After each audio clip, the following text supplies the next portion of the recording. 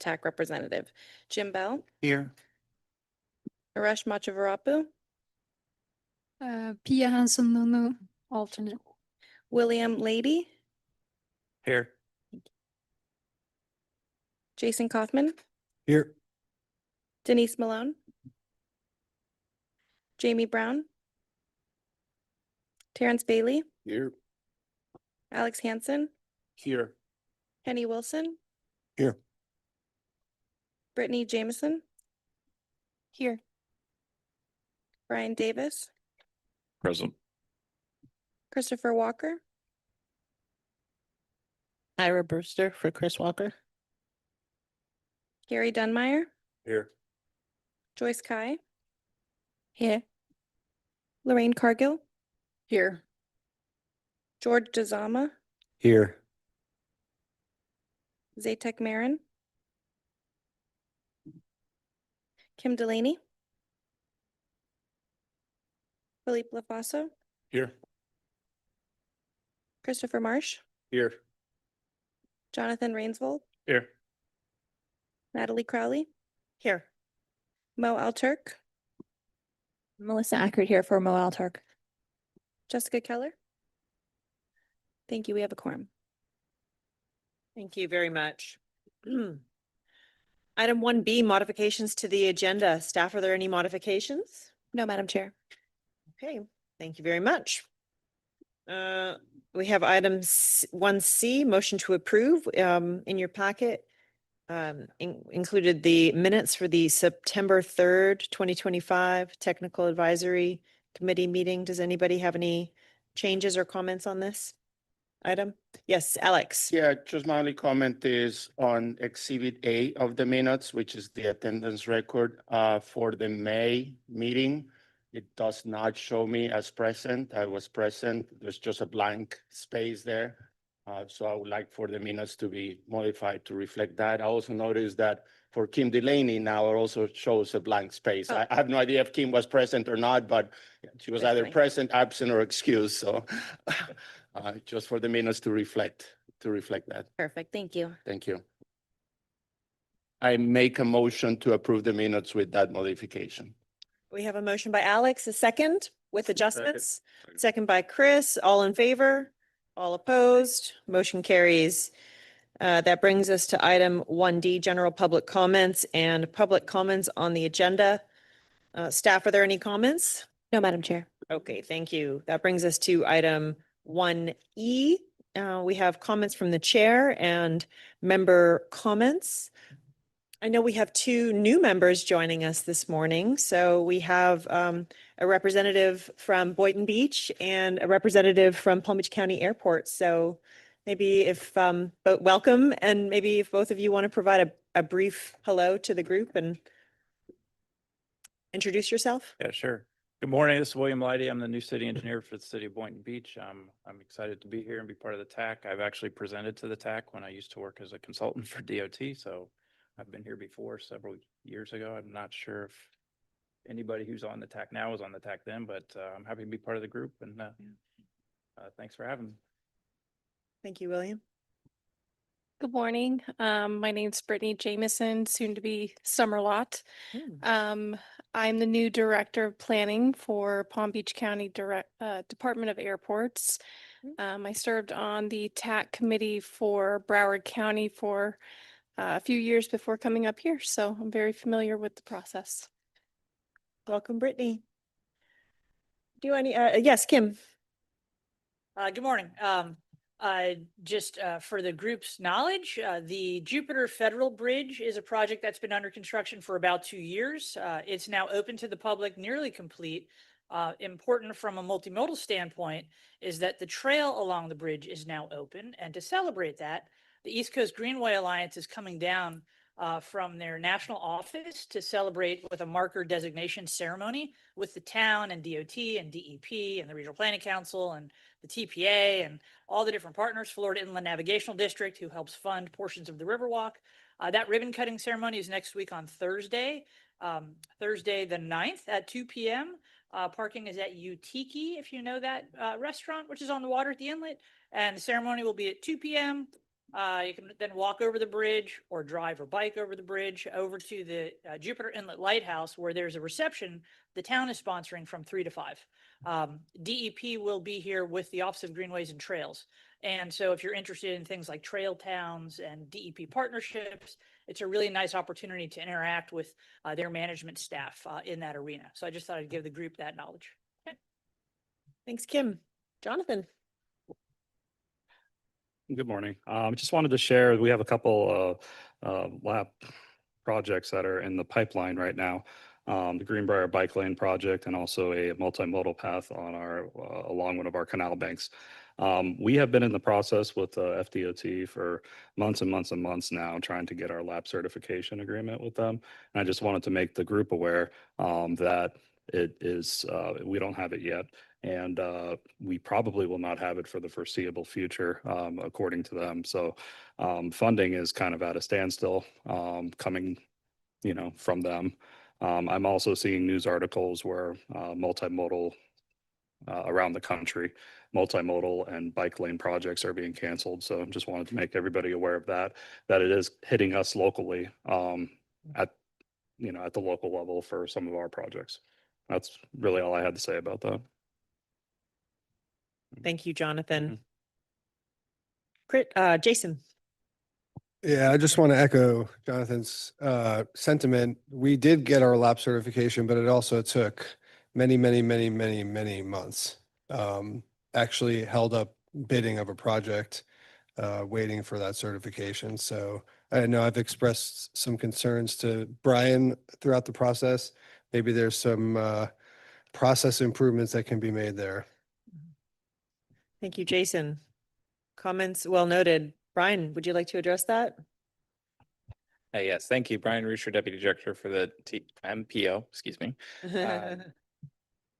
Right. We have FDOT in the room. We'll make sure that we reach out to our FDOT lab coordinator and ensure that they know that there are multiple communities that are struggling with getting their certification for their projects with respect to, getting reimbursed. That's something that's very important for us. We have seen as well some projects that are getting withdrawn from for sustainability, equity, other reasons that are not an administrative priority for the federal government at this time. We haven't seen any of that locally for our grants, whether it be Safe Streets and Roads for All or other TA program that we prioritize. However, we will keep track. And if there are any changes to the funding programs that are available at the MPO, we'll make sure to make the committee aware of that. Thank you. Alex? Just following up on what Jonathan brought up, I did see in the news last week, again, the cancellation. There was a listing of cancellation of a number of multimodal projects. So it wasn't just the sustainability or equity component. They indicated that these are all bicycle pedestrian safety projects. And the word from the US DOT is that all of those projects were endangering the cars. Those were the exact words of the US DOT secretary. So just kind of that raised some eyebrows and it's something to be aware of. Because again, it was a multitude of bicycle pedestrian safety projects throughout the nation that this article reference had just been canceled or the announcement had just been made. Thank you. Do any other members have comments?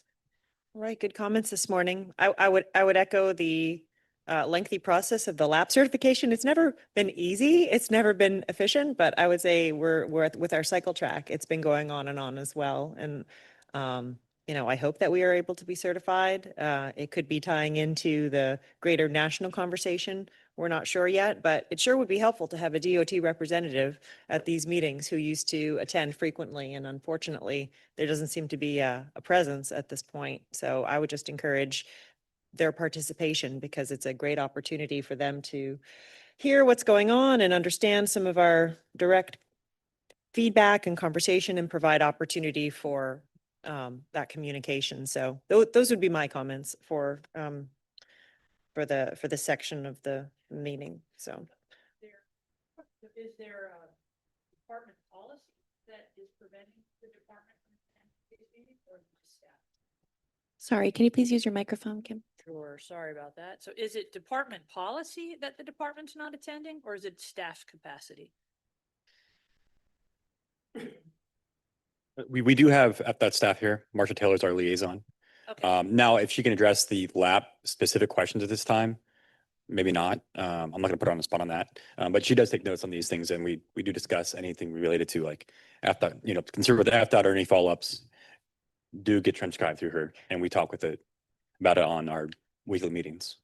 Certification, it's kind of a big deal at the local government level. So do we want to make a request to the chair that we ask DOT to come have a conversation with this committee about lab certification? Because this is the setting. I mean, these are the people that are using lab certification. So I think that might be beneficial. Are we able to do that as a committee? Yeah, if there's a will, Andrew, would you like? Apologize. I'll just add a little bit more clarity on that. As well, we do have our funding programs opening up here soon. And so the FDOT lab coordinators for our district do attend those workshops.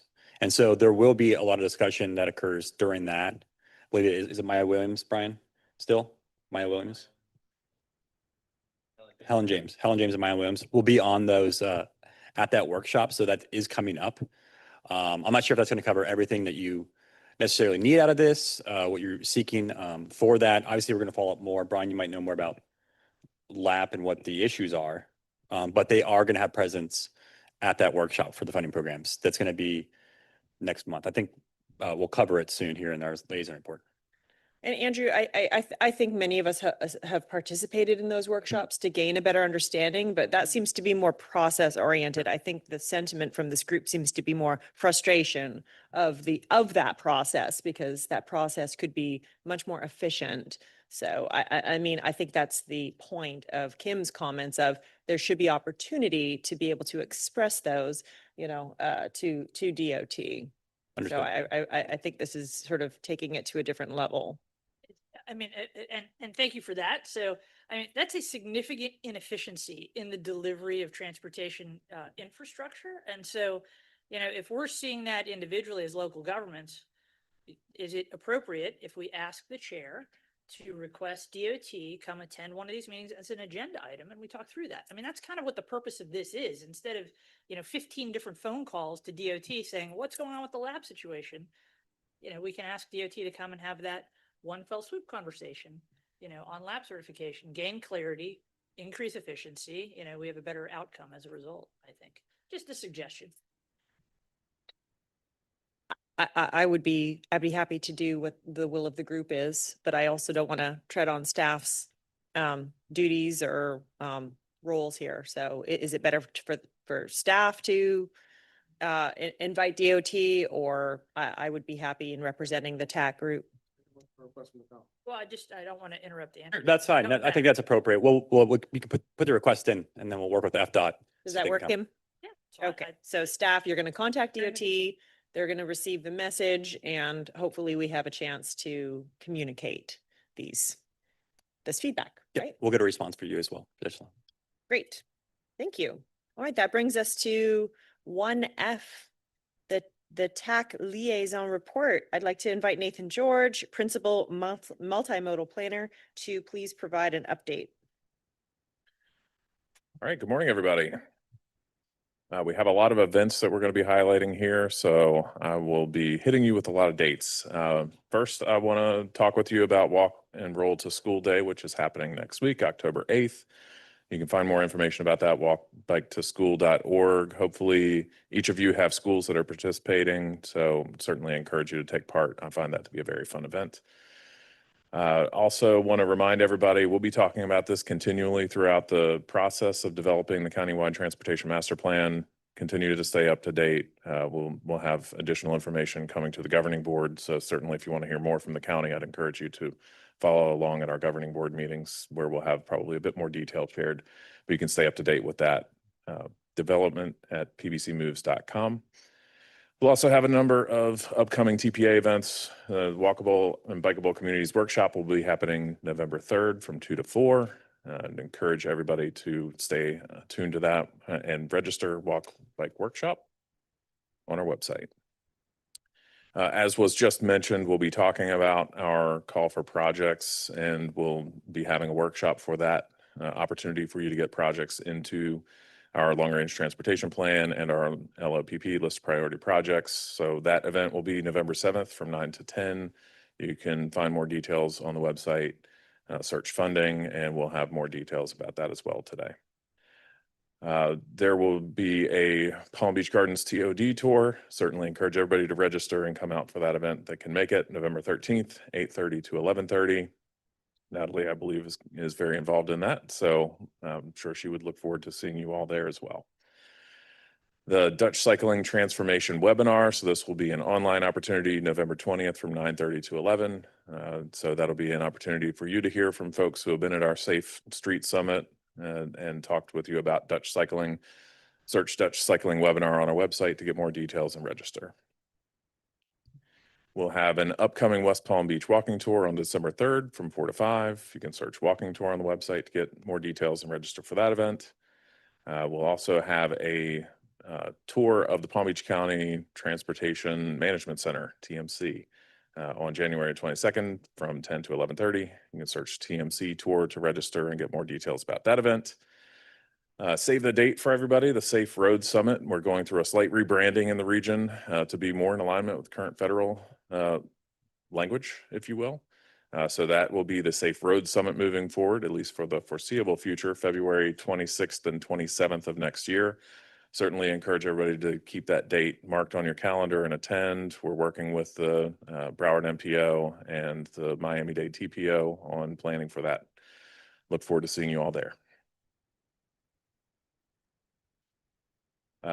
Upcoming, we're in a bit of an off cycle for this year. So the draft tentative work program will be released late October by FDOT. So that will, you won't see the details this month, but certainly keep your eyes peeled and more details will be coming out from that process. Just wanted to make you all aware because we don't have that available for presentation today. Then the big news today is that we are dropping our doing business as TPA. So the Palm Beach Transportation Planning Agency had been doing business as that entity, but we are the Palm Beach MPO. Official action taken at the governing board last month is that we will be moving forward the Palm Beach Metropolitan Planning Organization.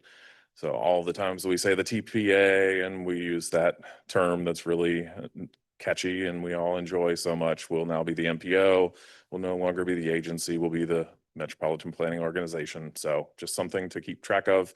More details about that will be coming out soon. You'll see our emails start to roll over to that URL. The website will be updated. Everything will be forwarded. So there will be that virtual crosswalk to keep the TPA alive for the foreseeable future. But moving forward, staff will be the MPO. Just wanted to make you aware.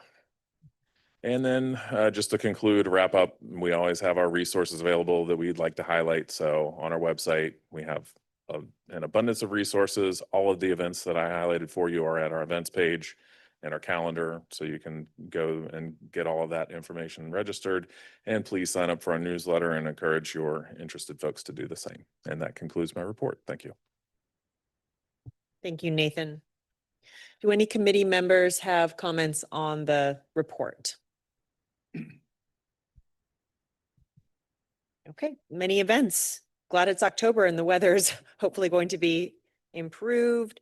I don't want to step on the county shoes, but I know that I recently attended a a meeting this week for the Palm Beach County Transportation Plan. There's many different committees that are meeting on a regular basis to discuss this plan, but I know they're really trying to push out the survey and participation in the survey. So far, this Palm Beach County Moves has only received a few thousand responses, and they're trying to garner responses countywide in order to formulate recommendations in this plan. So I would just encourage you all, especially there's different methods on how you can take the survey. You can take the survey as a member of the general public, but there's also a link that allows you to take the survey from a technical perspective, which you would all be. So if you haven't done so already, many of you probably already have, but if you haven't done so, it's pretty quick. It's very, doesn't take a lot of time. So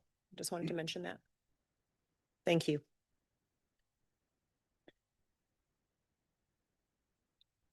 Okay. We are on action items. Item number 2, we have a motion for recommendation of adoption of the 2026 Call for Projects Program Guidelines. At this time, I'd like to invite Andrew Euler, the Deputy Director of Programs, to present this item. Good morning, everyone. Thank you again. So this is our call for projects, program guidelines, kicking off here, which will go into our list of priority projects and our LRTP next year. So what's in this and really some history behind this before we get started. We've had programs in the past for state roadways, also called local initiatives. That was SRM. And then we had local initiatives, our LI program. These are and we have transportation alternatives. These are very similar programs when it comes to getting work program ready. So a lot of the requirements or guidance in these documents will mirror that. We're always looking to move forward products to have the detailed scopes, the detailed costs, going through the vetting process. So when you see these, they're going to look very familiar overall to prior programs. And with this, it sort of has bunched up a little bit more when it comes to the details about how this process works, being consistent with the long-range transportation plan. So we recently adopted our 2050 plan, the LRTP, and we did a round of products in there, call for projects, and those have all been incorporated in some fashion in the LRTP, either the cost feasible list, products that are illustrative, so the money hasn't been formally sort of identified, and then there's the not supported local project list, if it didn't make it into those first 2 tiers. And so what we're doing in this process is we're bringing in more projects as products come, new concepts come around, more products are identified, or if you have revisions to current products in the LRTP, this is that time to do that. And with that, when you're in the LRTP, you're really getting that support by the MPO to go after federal and state funds. So it's really that formal approval of that process. And we support with letters of discretion grants. We seek other additional funding opportunities to assist everyone in going after federal and state funds. We also prioritize products from that with our formula funds. And so that's the long-range transportation plan. And then also simultaneously, as this is occurring, those products could go into the list of priority products. So if these are ideas that are new and they've never been in the LRTP, they'd have to go into the LRTP as well as the list of priority products if they're looking to get funded with MPO attributable dollars in the next 5 years. Also with that list of priority products, it is focused on the federal and state funds that we prioritize, but we also continue to pursue additional funding opportunities for those products that are federal and state. So there's these sort of 2 tracks with it. And this summary on the PowerPoint right now just sort of shows what happens with both those tracks, comparing the long-range transportation plan to the list of priority projects. And so when it comes to scope development, when you think about what goes into the long-range transportation plan, it's typically a general scope. You might not have identified very specific designs when it comes to the LRTP. It's a larger concept or need. It could be identified in there. As compared to when you're trying to get into this transportation improvement program and the work program through the list of priority products, you need a defined scope, which has plan views, typical sections, concepts, all that. So just like anybody before has submitted to our programs, that's the level of detail you're going to need when it comes to submittal for the list of priority products. Same goes for cost estimates with long-range cost estimates versus engineering cost estimates. And then the scoring criteria, there was scoring criteria that was developed in the long-range transportation plan based off goals and objectives. We have those and how they've aligned with a series of 25 metrics, and we've scored products that way. And then in the list of priority products, you're getting more into those details about specific weighting of product scoring. So an example of that is, you might just have a complete streets project that is identified in the LRTP, but then when you get into the list of priority projects, that scoring is more refined because you have an actual detailed scope. Then when it comes to environmental and planning analysis, there's that planning level analysis that's done for environmental impacts, whether those be social, natural, or physical.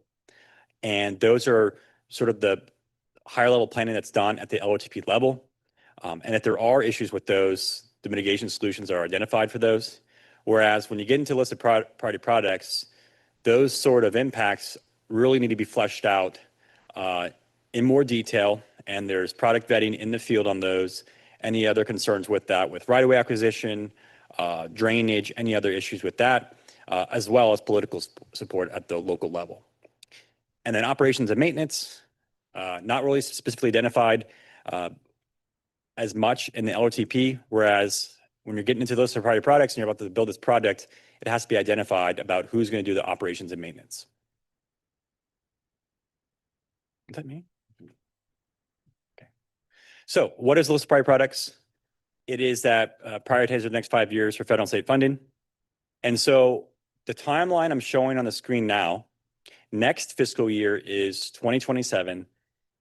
The call for projects and for the list of priority projects is really covering 28 through 32. So it's the next year after that. We're about to see this work program come out for 27 through 31 in this month.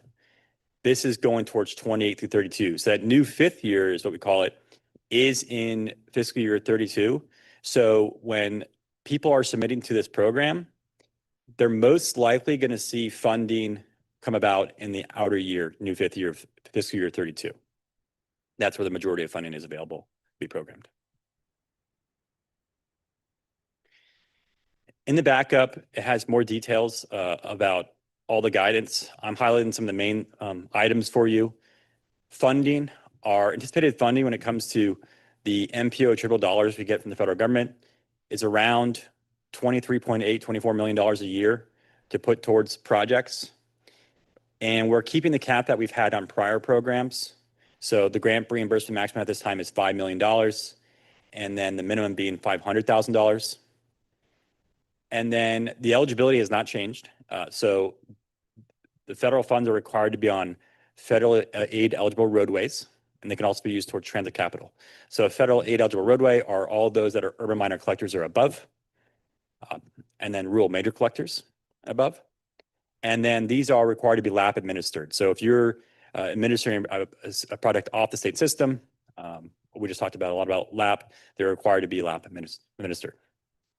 The types of products that can be used towards this, it's really pretty broad. This is probably the most broad funding program available for eligibility at the federal level that we prioritize. It's called Surface Transportation Block Grant Funds. Those STBG funds go towards all types of projects. Roadways, signals, transit, ped, bike, non-motorized, freight. Basically, if it's a capital project, it can be prioritized. And then just some more clarity on that urban area boundary in our federal aid network. So where we're typically meant to spend these funds for investments, it's in the urban area. So that darker area that's most of the municipalities, and it's the east side of our county. And then there's also the municipalities out in the Glades area that are part of the urban area. And then it's required to be on the federal aid highway system. And important to note also is that there is the national highway system, and then there's the greater federal aid network that includes the Surface Transportation Block Grant System. And so that national highway system, when you see the scoring, you will see some specific more weighted criteria towards the NHS over other facilities. We have federal required performance measures, and most of those are on the national highway system. So we think about bridge, pavement condition, trial time reliability, those are all on the national highway system. So you will see points towards those a little bit more weighted versus off the system.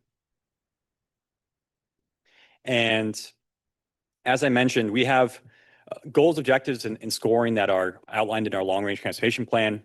And in our LOTP update, when we have all these call for products, we have an alignment of the products that were submitted with the goals, objectives. And so it's about it is 5 categories per goal. And that gives us a general alignment.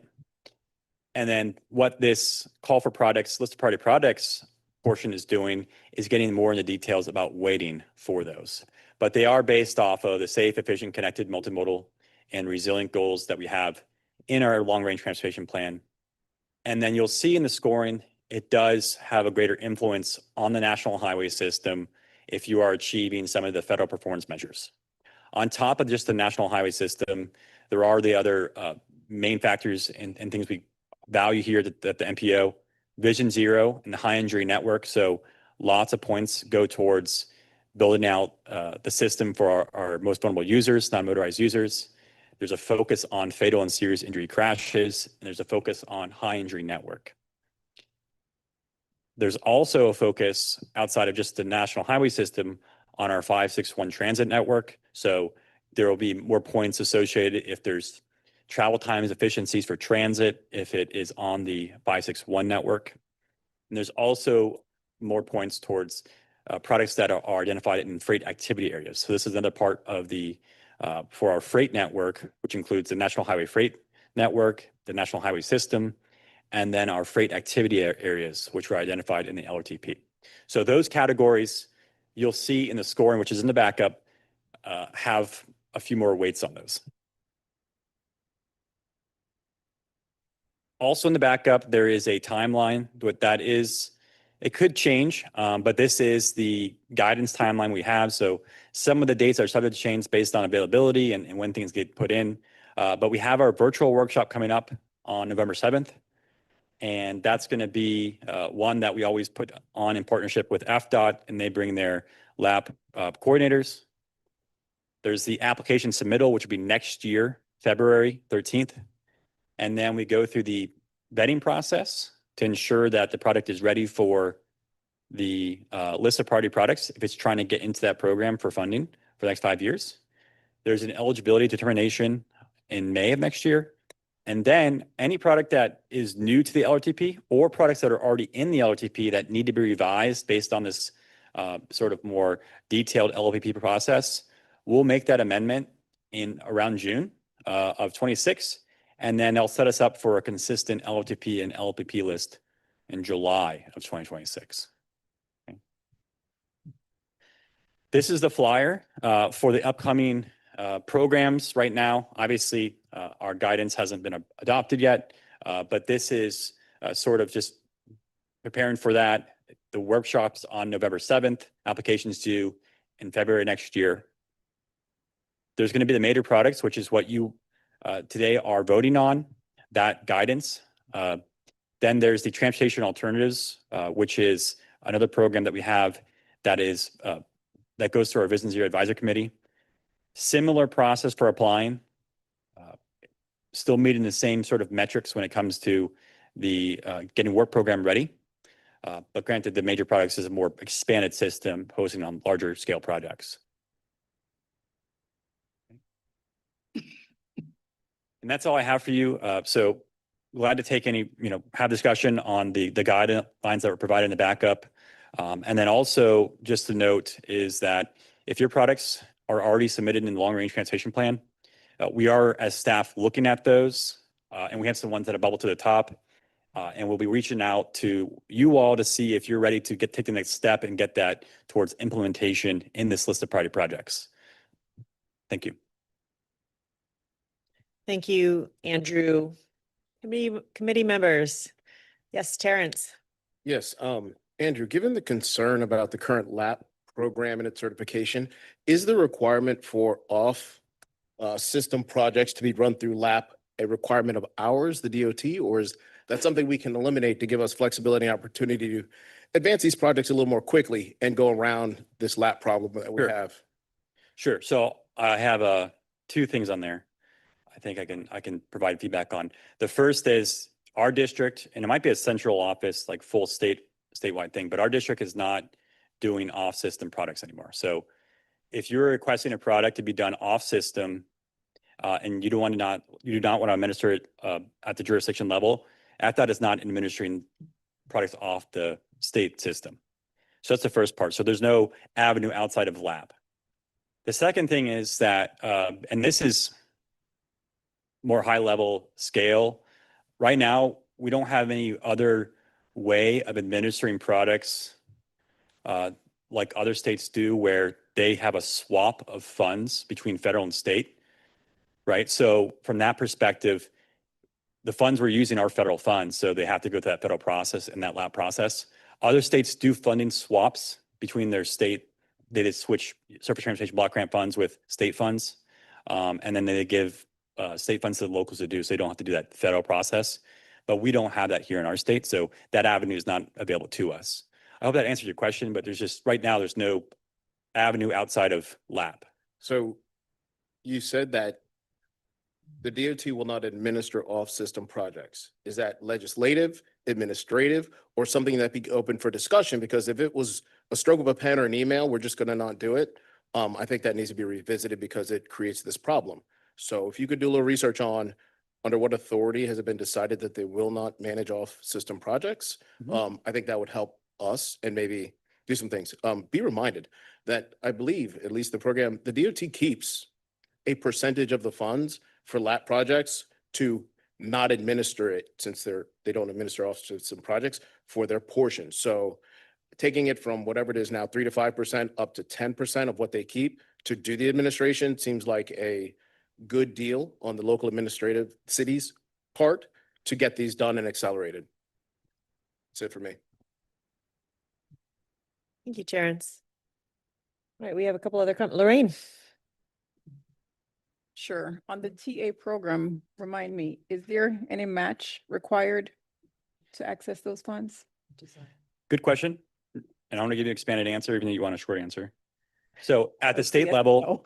we, no, there's no requirement when it comes to like actual dollars. At the state level, the state matches at that level with toll revenue credits. So it is an 80-20 split between 80 federal, 20 local, but that is covered by the toll revenue credit program that we have at the state level. So no federal funds that we've have had to be matched at the federal level. What about design expenses, Andrew? Oh, I'm sorry. Yeah. So, and that's the policy we've had with AFDOT is that we do not reimburse design. It's really the construction portion that we are reimbursing for federal funds. Correct. The TA program only funds construction. And there's no matching requirement. That's the short answer. Sorry. Did that answer your question, Lorraine? Yes. Okay, but am I also wrong? I thought that all of the TA programming funding last cycle was cut. No. The only residual funding for mobility projects, I thought that remains in the LI. So I'm not sure if, I mean, we did have the carbon reduction program, which was another formula fund to us to spend. That was cut and sent back to the federal government at a statewide level. But TA funding, we did have programmed towards projects, the full amount. And it's projected that this next cycle, as part of priority projects, TA is going to be available? Pending, yes, pending approval of a new federal transportation bill next year that continues that funding allocation. Our current bill is going to be done next fiscal year. Actually, at the end of this fiscal year, so September of 2026. So next year. Okay. Do I understand? So whatever we're putting in for may or may not get funded depending on if the transportation bill passes. Is that what I heard? Yes, that is a true statement. In the past, though, they've always funded the MPO attributable funds, these TA dollars, and the service transportation block grant funds that we have available. They've always been pretty consistent about funding those into the future. There hasn't been a wholesale swipe of those funds in the past couple transportation bills. I haven't seen any. They've actually gone up over the prior years. Now, discretionary programs, that could be a huge one. I mean, obviously this is a crystal ball, but we haven't seen a major hit to our formula dollars in any way. So we always go on this way. Yeah. Just a follow-up question. The block grant funds, are those FDOT funds or are those federal funds? Yep. So when I say the service transportation block grant funds, these are all federal funds. Okay. Yes. Okay, so you don't get any block grant funds from FDOT? Correct. We do. There are funds, but they're not from DOT with state gas taxes that are spent in our district, but they're not some Okay. program like that. Got it. Jim, is that your card? Yes. The swap program that you mentioned that's in some states, does the Palm Beach County MPO and by yourself or other MPOs have a state lobbyist? Because perhaps this could be an item that, I don't know if you already have done this in the past or something that could be brought in front of the legislature that could be considered as a potential option. I can look into it again and see what the status was. I'm not sure why our state hasn't participated in the past. There's probably a dozen or so states that do that, but I can look into it. We do have mechanisms that we work with the state through our other MPOs and our MPO advisory council at the statewide level. That is all the MPOs, and those sort of things are talked about for policy consideration. So I can do a little bit more research on that.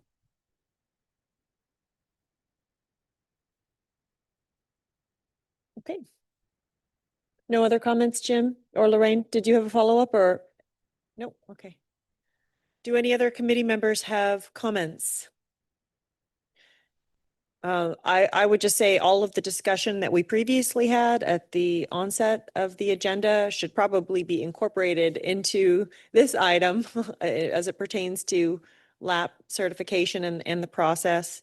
And, forgive me I just want to have an understanding of this item. So these are guidelines for providing 2026 list of priority projects. But this is just exclusively dealing with the portion of the projects that would include LAP certification, correct? The guidelines for that process? Or is it bigger? Because the whole list of priority projects, isn't that also including state priority projects? And what these are, help me understand this. Yes, yes. So, and that's a good point. And I'm sorry if I didn't clarify. That's why we have the long range transportation plan wrapped up in this discussion as well. So when somebody is submitting to us, AFDOT should be submitting as well. And the funding that you'll see in the major product list is a combination of both federal and state funds. And they will be prioritized together to move forward in list of priority products, both federal and state funds. So when I showed that amount up there for about $23.8 million of federal funds, that funding is not specific to any particular program. It's really gets funneled into this major product list with other priorities we have. So product on the state system, Atlantic Avenue, State Road 7, Southern Boulevard, we've had products. Yep. And they have their own process for establishing the priorities. It's the same process for establishing priorities. Yes. But it's not included in these guidelines. No, they not really, because this is kind of focused on more on, I would say, non-state ones. You could still. That's my point. I'm just trying to get an understanding of what we're taking action on. Yes, yes. So the call for products is open for everything. So if you have products that are on the state system, that's great too. Yeah. But really the program guidance was geared more towards off-system products, off-state system products. Okay. But yes, it's all going to be in that same bucket of funds, Right. trying to get priorities programmed. Right. Okay, that helps. Thank you. All right, any other comments? Seeing none, this is oh, I'm sorry, Alex, go ahead. One item that was included in the packet that we received for this was the scoring criteria for large projects or forget for major projects. I just want to confirm, has there been any change to this scoring criteria from previous cycles? And if there hasn't been any change, do we think that this is still the best way of scoring those projects? Sometimes after a cycle, you kind of revisit as to whether the scoring criteria ended up with the best projects at the top, or whether there's a need sometimes to make some tweaks and adjustments. So I'm not clear, is this scoring criteria the same one that has been used before? Are staff satisfied that this basically rewards the best projects in general? Or is there something that you think in the future should be looked at as far as this? Sure. Because we're voting on this too. Yeah, That is part of what that's exactly what you are voting on. Yeah. Okay. Yes, it's a good question, Alex. So the scoring you see in the backup is similar to prior program scorings. So the weightings are pretty similar, especially when it comes to the types of pet and bike facilities. So this scoring was based off of both the prior local initiatives program and the state road modifications program we had. So it's very similar to that as its basis. Now it has changed to better align with our LRTP. So that's why you see things in there that are towards the 561 network, the national highway system with a few more points. But overall, it's a fairly similar scoring weighting to prior programs. And so we feel pretty confident that it meets that. I mean, obviously this is our first round of like such a large call for products before, and how much we'll be sort of diving into this for the scoring with all these projects. But we feel confident staff that it's pretty consistent.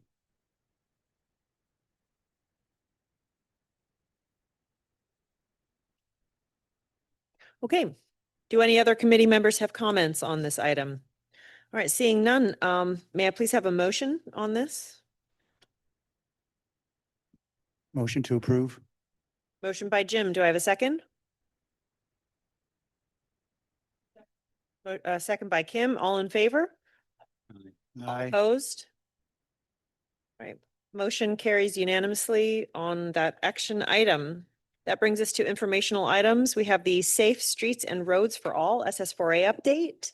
And at this time, I'd like to invite Brian Ruscher, the Deputy Director of Multimodal, to present this item. Yes, good morning, everybody. Just wanted to share, it's been a few months since we've gotten a Safe Streets and Roads for All update from many of the communities. We try to reach out frequently, at least provide our updates to our committees quarterly. So we reached out to all of the TAC and VSAC representatives that we knew about with respect to who had an either ongoing or application for Safe Streets and Roads for All in play. My hope was that we would be getting Safe Streets and Roads for All award notifications in the month of October. I'm still hopeful for that, but considering that the federal government has shut down, there might be a little bit of a delay with respect to some of the 2025 applications going in. So I did want to just bring up that we have a number of plans that have been adopted. Wellington, Green Acres, and Palm Springs have all completed their plans. We are approaching adoption very closely with respect to the city of Boca Raton. Palm Beach County, I think, is underway. They're about to have a virtual open house that they'll hopefully be announcing sometime soon. So there's a lot of moving parts and pieces that are out there. If anyone has any updates, I do have one specific issue that one area is working through right now with respect to their grant agreement and some of the workforce requirements in terms of trainings. So if anybody has any advice or guidance that wants to reach out to me afterwards on how they were able to get those accommodations through for their grant agreement processes, we might be resolved on that, but it's a pretty stringent requirement from FHWA to have that requirement. So with that, I just want to turn it over to the rest of the group. We are happy to update this sheet, and there have been some minor updates that have happened since we even published it. So do look out for that when we provide another update in December. But with that, I'd like to just open it up to the committee and ensure that we're not missing anything from any of your applications. So anybody have anything coming up or any challenges that they're working on? And if not, that's okay too. We can move on to the next. Any comments? Jonathan? The Village of Wellington has made our first submittal to the honestly, I don't even know who, to get our first round of funding in place for the first projects. But we went through a consulting firm to do that. We use RMPK to write our grants, help write our grants, that sort of thing. So they went through that process and submitted to the grant folks, and we're awaiting feedback from them at the current moment. Excellent. Thank you. And you've also had some coverage recently about your speed cameras in school zones. Do you have a minute to elaborate on that as well? Sure. Yeah. So we went through the process of going through our city council to implement the speed camera system under the Florida statutes. That's allowed to, write $100 tickets, basically is what it is, $100 tickets for people speeding within school zones. The process itself was very long and complicated to work it out with the vendors to actually get it going before the school year started. There's a lot of public outreach that had to be done as well. And of course, you guys have probably seen there's been a lot of news coverage on it. But with that said, after everything is said and done, it does seem to be working. We did see a market trend in speeding for the first couple weeks reduced very quickly after the letter started going out. And we are seeing, we are in the phase now where we are actually writing tickets. They're not traffic citations. They're non-moving violations or whatever they call them, so that they don't end up on your license. But with that said, we are seeing a notable decrease in speeding in the areas that are monitored, which is good. It's serving its purpose at this time. Thank you. Appreciate that. All right, I think Denise was also want to make a note. Thanks. We too, in the city of Green Acres, have been proceeding with the school zone camera system. And we have a little ways to go with that. We're working out some details as far as processing with special magistrate and things of that sort. But we're looking forward to that coming online and ultimately having our school zones be safer. We also have been doing outreach. Treasure Coast Regional Planning Council has been assisting us with some of our efforts after we adopted the plan back in June. And then we also have had recent conversations with the county on one of the road projects to try to get a better design that meets the city needs and environment. So we're hopeful that something can be done with that and kind of change course a little bit with that design to make it safer. So, and then we have other items that we'll be doing to implement our action plan. Great, thank you. I don't see any cards. I think that's it. Next item. We'll have an update. We'll probably have a more exciting update in December. I want to say a lot of our communities are approaching adoption, or, hopefully we should have our award announcements by the December committee meeting. So just be on the lookout for that. Hopefully we'll, have some really great news for the applicants who are on the bottom of the screen here: Lake Worth, Palm Springs, Wellington, Boca Raton, for their implementation and their planning and demonstration projects. So that concludes item 3A. We can flip over to item 3B if the chair. Yeah, so wishes. yes, absolutely. Keep rolling, Brian. You're on the next item. Well, once again, Brian Rusher, Deputy Director of Multimodal at the MPO, here to present 3B. This is just a really quick overview of some of the recent accomplishments that we have with respect to safety and some of the tools that are available to you as agencies to move forward. So we're working on getting the presentation pulled up, but over the past few years in our strategic plan, we've had everything from a speed management study to updating our crash reporting system, from going to publishing a quarterly PDF to now having a crash dashboard, and also producing a crash reporting toolkit. So moving into the first item, the crash reporting toolkit was published at the end of last month. We are proud to have a great public involvement team working on this effort. So Harley had a very strong hand working on this effort. This crash reporting toolkit really comes from use language crashes and how they get into reports, and then ultimately how crashes are reported from different agencies. So this toolkit provides you some tools and some information about how we can better develop our reports and how we can develop reporting and give information to the public through different information distributors, through our agencies, and through our public announcements. So looking at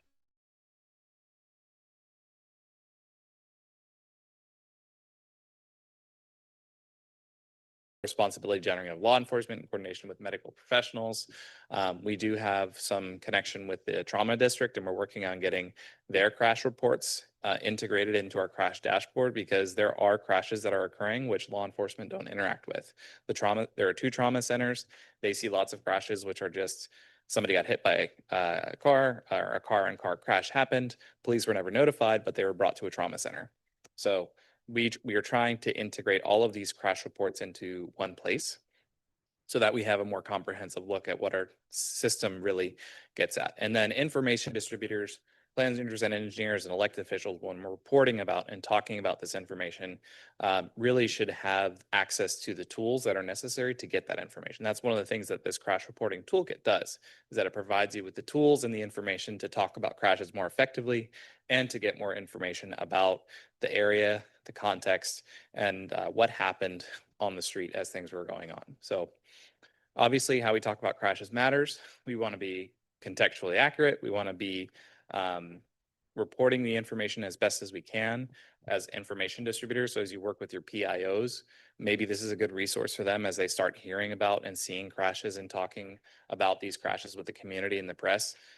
This is a great resource for them to work on and to use in their daily work as they talk about transportation, especially with respect to traffic safety. One of the elements that we really want to focus and hone in on with the crash reporting toolkit is ensuring that we are telling the complete story, incorporating key facts such as the condition of the roadway, was the pavement condition in a suitable or acceptable condition, is this area or is this road part of a high injury network where there is a high history of crashes that have occurred of this particular type, were crosswalks, street lighting, or other elements on the roadway that missing that maybe have a contributing factor in part of the crash. Maybe the design is not necessarily accommodating all the needs of the users. And then also in reviewing a pretty good sample of crashes from Signal 4 Analytics, which all of you should have access to, and then comparing them to news accounts. It's generally a copy and paste directly from the police report without much more investigative work being done. So we all as professionals in the public design realm generally should be thinking about that and working with stakeholders to try to provide better information as we are reporting out in crash stories to the public. So second effort that we did work on was the speed management study.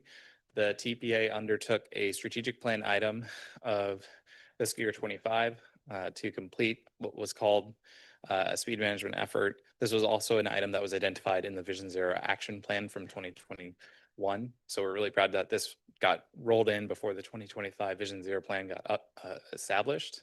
The purpose of this is to try to provide a effort that lays out how we are identifying the difference between what roads are actually operating at and what the speeds are posted at.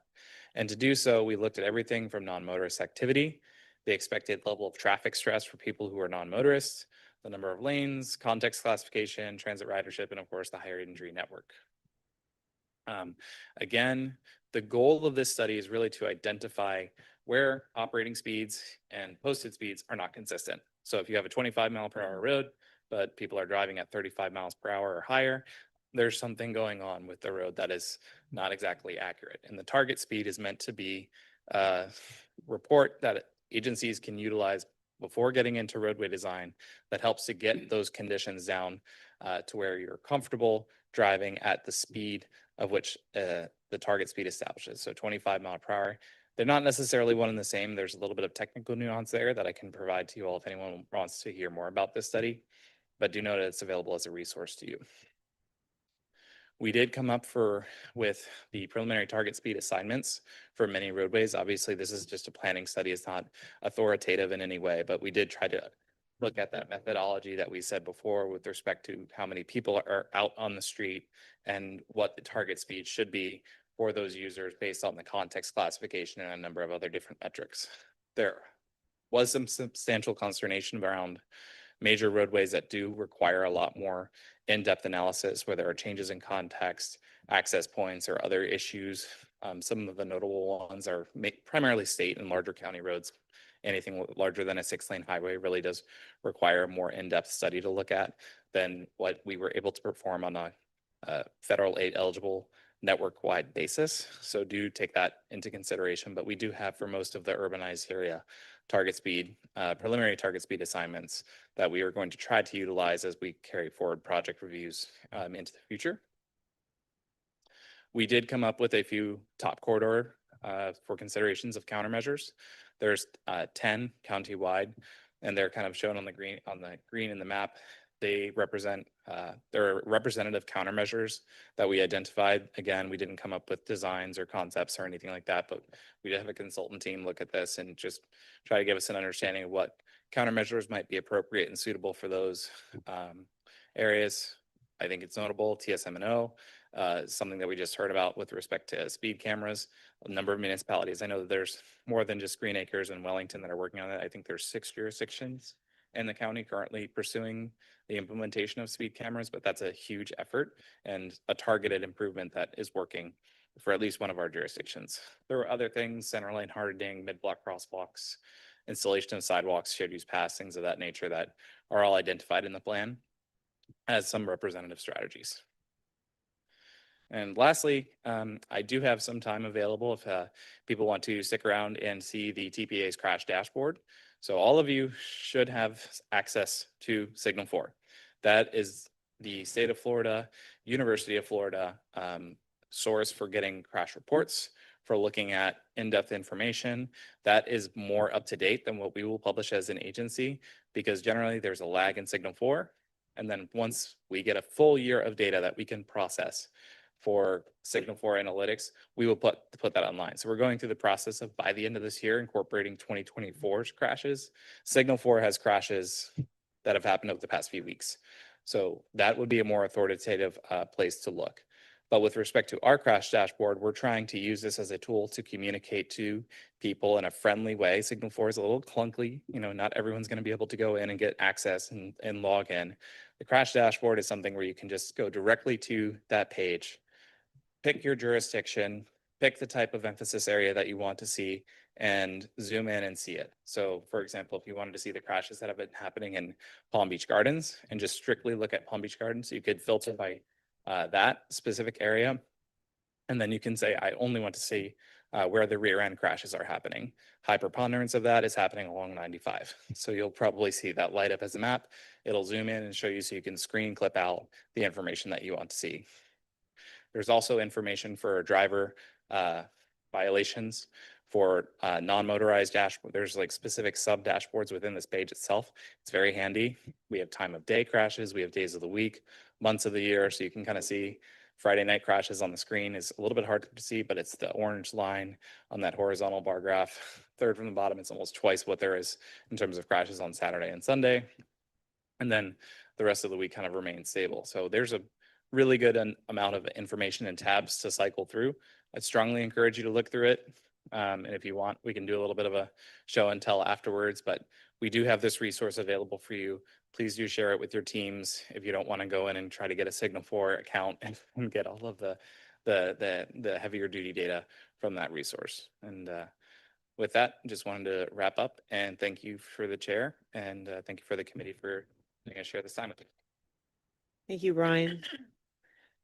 Do any committee members have comments? Jason? Yes, thank you for that, Brian. In regards to the toolkit, what kind of coordination or partnering are you guys doing with law enforcement? I ask that because on Signal 4, when we use that, we tend to see a lot of discrepancies with locations of crashes. And when you're doing quick checks to see quantities or whatnot, and then once you start digging into the details, you tend to see that they're marked in the completely wrong location. So are you guys partnering or trying to reach out and see if there's any improvements that can be made in that regard? So we do have an active role, excuse me, in the micromobility subcommittee that's put together by Safe Kids Palm Beach County. We're working really closely with one of the motor unit leads, Corporal Karlecki, I think is his name, on the specific issue with respect to crashes. There is a reason we also have a pretty substantial delay in the crashes we will put onto our crash dashboard, and that's because Signal 4 takes a long time to process the accurate georeferencing, the accurate police reporting. I think, if I'm not mistaken, Palm Beach County also has an internal dashboard where they go in and they verify all of that information as well. So we're trying to get more accurate reporting. I would say that, you know, this is meant to be really high level tool. It's meant to be something that people can use to get information out about safety. I would venture to guess that a lot of the information is correct with what we get from Signal 4, and we do publish how we came to do that. For those who ask, we can give you everything we do. We do have some post-processing that we do. It's not to the level that the county does with respect to the crash reports, but generally speaking, it's good to show for trends. It's good to show for the overall picture of where crashes are actually occurring, but there is a little bit of an error in the data. But generally speaking, it's safe enough for sharing with the public. If you're doing work for specific locations, though, you definitely want to get more specific looks at the crash reports themselves and not rely either on our dashboard or even Signal 4's dashboard. You should be downloading those crash reports and looking at the crash maps, the diagrams, and the reported text from that.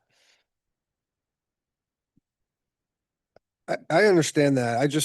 I don't know if anyone else shares the same frustration, but when we go to Signal 4, and I wasn't referring to your dashboard, I was more talking about Signal 4, it's that many times they're not in the right locations. Right. And I don't know if there's someone to reach out to at Signal 4 that can maybe explain why there's so many discrepancies, but it's a challenge that we face. It's a lot of data. Yeah, we've reached out before, and it's just the amount of data that they have to process in terms of our state. It's very high. They're responsible for going through every crash report that happens in the state of Florida and putting it all in one place. So they are trying to go through, and clean up stuff over time. That's why we have a substantial lag, because most of the data that we try to publish should have already been cleaned by Signal 4. But you really have to take their dashboard and with a grain of salt, take our dashboard with, a level of scrutiny as well. But to show overall trends, I think our dashboard is good for that. Signal 4 might be a little bit better because they show more detail in the dashboard, but the crash reports is the best for now, and until we get more trauma data incorporated or another system in place. Any other comments? Jonathan, did you have a comment or no? Okay, there you go. I have a question, so this toolkit looks great, and thank you for the presentation to us. What is the staff doing, or what is the agency doing to push this out? So we have a couple of different strategies to do this. We're obviously notifying all of our committees about this. So we're putting it out to the planners and engineers across the TAC and the VZAC. This is going to go to our CAC as well. We're working on getting it to the PIOs through there's a coordinating committee, and I'm not sure what it's called, but there's a public information officer committee that meets countywide. So we'll more than likely do a presentation to that group as well, and make sure that they have that information, because that's really the people that are meeting and interfacing with the public. So there's a few different mechanisms that we're trying to push it out. It's gone through our newsletter, but you don't see the most clicks from there. So we are pushing it out. We hope that you all will push it out and share it as you see information or you get inquiries about crashes. Just as a reminder, it's a good place and a good central hub of resources for people to look at the context of the roads. Yeah, it's just, I was thinking when you were doing your presentation of how many professionals we interface with that has an end result of how this information is presented, would gain so much benefit from having this. Professionals that don't regularly participate in our committee meetings. We're all the planners and engineers, and we're living and breathing these things. But our road patrol officers, I know how they feel about bike barriers, and I feel like there's certain professions, the media. There's these target audiences that we don't regularly interface with on a regular basis, that I just feel like we just have to figure out ways to communicate, because those are the professionals that are directly living and breathing many of these decisions that we make, and many of them, quite frankly, don't understand and they don't buy in to what we're doing. And I feel like through education, that could be very beneficial. So I think that, when we were doing our mobility plan, one of our biggest challenges was to provide interdepartmental buy-in and support. And, I was riding around fire trucks and putting myself in their shoes when we talk about lane reduction. Well, what does that mean to be in the position of a fire rescue personnel driving a vehicle? And I think just the more, I don't want to go off, but I just think the more we can cross communicate through these professionals, the better, because you know, this committee, we understand it. The committees that you refer to, they understand it. The PIOs Mhm. is good, but the Yeah. more we can do to reach out to some of these other groups, I think would be very beneficial, because I've seen some of these median or the headlines in the media very very negative on some of these mobility improvements, and whatever we can do to advocate and get the message out, I feel like we have an obligation to do so. And there is, and just to your point, we didn't include it in the presentation. There is some suggested terminology and, phrasing of how you want to communicate things. We don't say that, bike barriers are attacking car tires for communities who are currently dealing with that, maybe. But, we do go into how we frame conversation around crashes and safety. We say crash, we don't say accident, that kind of thing. And some of the other specific terms that we might revolve in, just because we feel like it's important to put those things into plain language so that everybody understands them and that everybody has a clear idea of what we're trying to accomplish. Yeah. Yeah, that's good. Kim.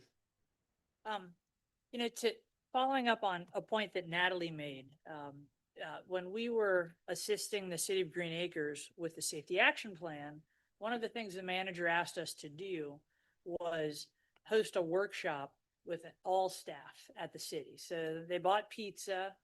I think there's 200 staff members in the city of Green Acres. There were like 120 in the room when we presented. And I hadn't done an all staff presentation for one of these types of plans.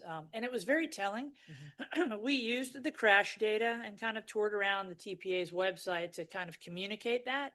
And it was remarkably beneficial to the process, I think. I mean, it's good for the staff anyway, because to Natalie's point, like, we get a little bit siloed in what we do, and it becomes, planning gets a lot of kind of allure, let's say, in the public hearing process and from the public, sometimes differently than other department staff do. So I think it was a really beneficial way for the city to kind of coalesce and then provide a lot of education, because the talkers are talking, right? And so when we talk about crash data and why projects are happening, and when people get frustrated because now the road has changed and now it's not convenient for me to get to work, there's a little bit more buy-in about why that's beneficial. So I just throw that out as a technique. We're going to start to do that when we do these plans. It didn't take a huge amount of effort, but I think it was a really beneficial way to use data like this and make it digestible in the context of what's happening in a city. So I just throw that out as a suggestion. Thanks, Kim. All right, any other comments? All right, that brings us to the end. We have the last item, which is informational only. It's an administrative item, so there's no presentation unless there's somebody interested in receiving a presentation. Chair Crowley, Victoria Williams with the Florida Turnpike would like to make a comment. Okay. Victoria. Thank you, Chair. I appreciate that. Thank you very much. Victoria Williams, I'm the MPO Liaison Administrator for Florida's Turnpike Enterprise, part of FDOT. And I'm here to invite you to a public hearing that we're going to hold in Martin County for a PD&E study of a direct connection of two systems, I-95 and Turnpike, intended to relieve the Jupiter crossover interchange where everybody likes to jump on or off Turnpike and on or off I-95. So this study that we're having, PD&E study, has come to the public hearing phase, and this will be held on October 20th virtually. You can sign up and attend. FloridasTurnpike.com has links. We're also going to ask the TPO to put a little invitation in the newsletter, so you can look at your own newsletter and see an invitation for attending. We're going to have the in-person on October 21st at the Claire Wolf Technology Center at the Indian River State College on Salerno Road in Martin County. It'll start at 5:30 with an open house, talk, ask questions, and we'll do a formal presentation at 6. The material is the same whether you attend virtually or in person, and you can give feedback on our website link. It'll describe and give you every document that we're going to show on the boards. So thank you for your time, and I appreciate that opportunity to invite you. Any questions, let me know. Thank you. All right. Thank you, Victoria. All right. Our next TAC meeting is scheduled for December 3rd. And at this time, our committee meeting is adjourned.